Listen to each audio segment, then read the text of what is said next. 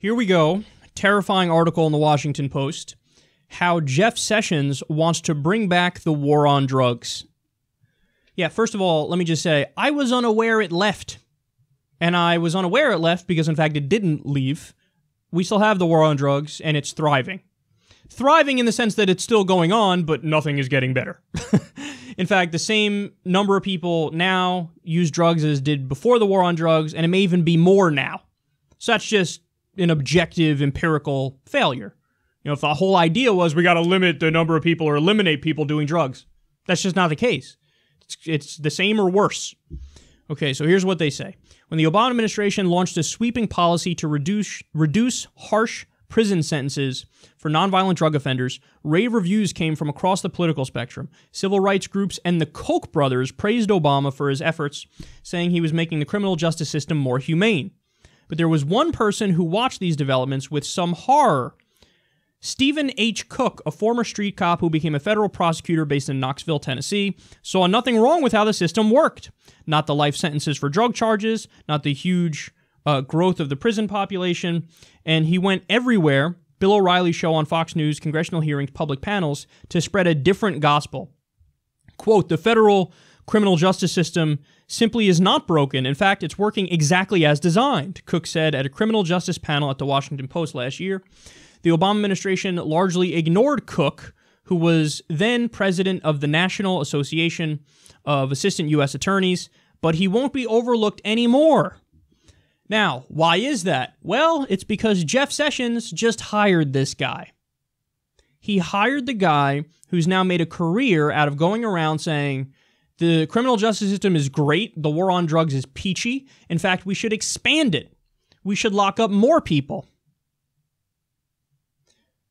So what do we tell you from day one?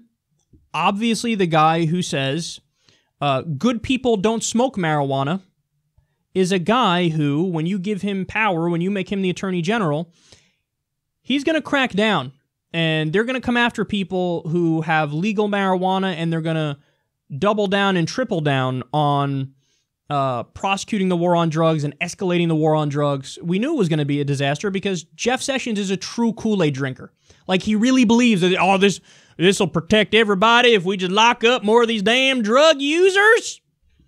So it's as bad as it gets. Now, let me give you some more facts on this. In the 80s and the 90s, the U.S. Started incarcerating people at a higher rate than any other country, jailing 25% of the world's prisoners at a cost of $80 billion a year. So our prison and jail population more than quadrupled from 500,000 in 1980 to 2.2 million in 2015.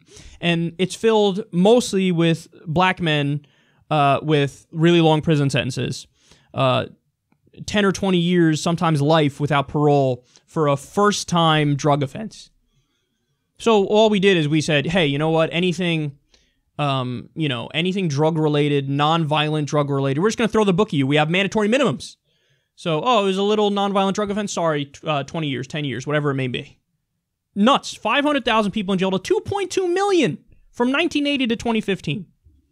By the way, Cook has also dismissed the idea that there's such thing as a non-violent drug offender.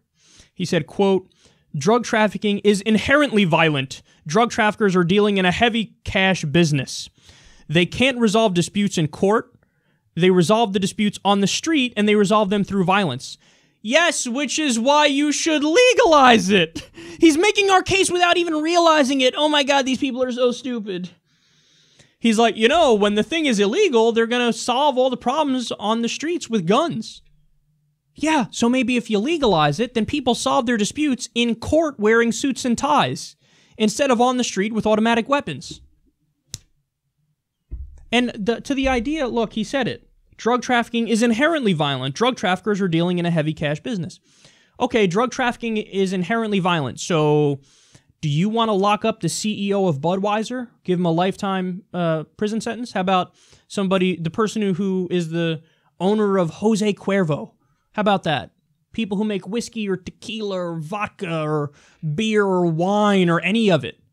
No, we grandfathered that drug in, so it's okay. But yeah, people die because of it, though. And they're alcoholics who ruin their life with it. Yeah, but personal choice and liberty and freedom. Exactly! These are exactly the fucking points we make when it comes to other drugs, but you don't accept it with other drugs.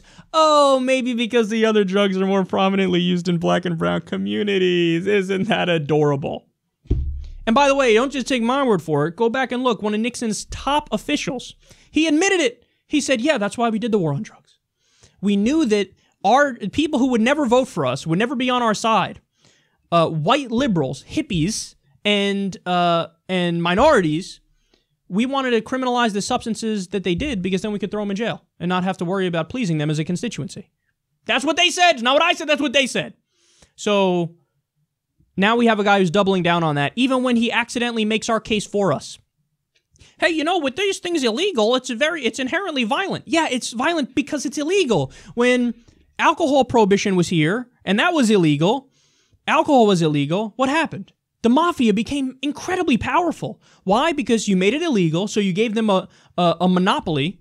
They got all the money on the black market. They got really rich and powerful, and then whenever there were disputes, they would just shoot people and kill people, and crime would skyrocket. Well, it's the same thing with drugs and the drug cartels. You make the product illegal, you push it underground. Who has a monopoly? The drug cartels. They make all the money. Whenever there's a dispute, you solve it with crime and violence. So maybe if you legalize, tax, and regulate, everything gets solved. In fact, we know that's the case. Ever since Colorado legalized, the drug cartels were struggling. They're like, we can't fucking compete now. We're getting hammered over here. So legalize it everywhere in the U.S. Legalize, tax, and regulate. But no.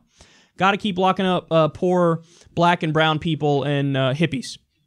Well, thank you so much for trying to ruin the country.